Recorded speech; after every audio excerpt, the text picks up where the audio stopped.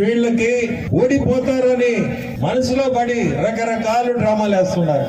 మేమిద్దరం back to YSRCP అని ప్రచారం అది అయిపోయింది.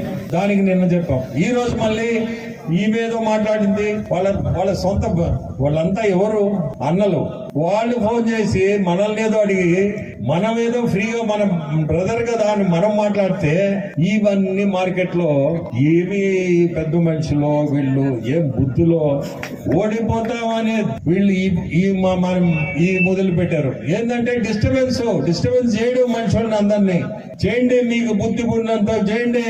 భగవంతుడు మిమ్మల్ని ఎక్కడ పెట్టాలో ఏమి చేయాలో భగవంతుడు చూపిస్తాడు మీకు. ఇదేసారి నీకు చెప్తున్నా, నువ్వు కూడా నీకు అంత పెద్ద మనిషి వచ్చి ఇక్కడ ఈ పనులు చేస్తున్నావు కూర్చోబెట్టుకొని మంచిది కాదు. నీకు కూడా ఓ రోజులు వస్తాయి, నీకు కూడా ఆ రోజు నువ్వు కూడా బాధపడతావు.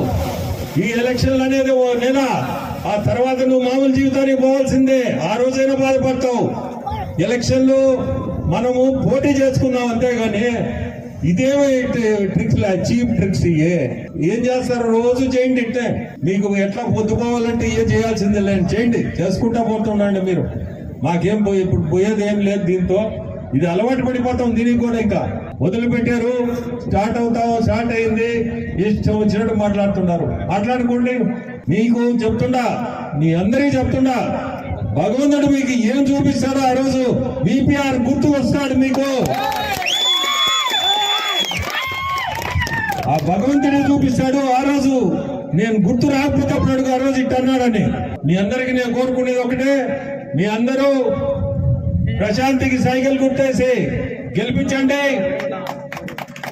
మనకి చంద్రబాబు నాయుడు ముఖ్యమంత్రి చేసుకోవాల్సిన అవసరం ఉంది. లేదంటే ఈ దుర్మార్గం ఇట్టే ఉంటది.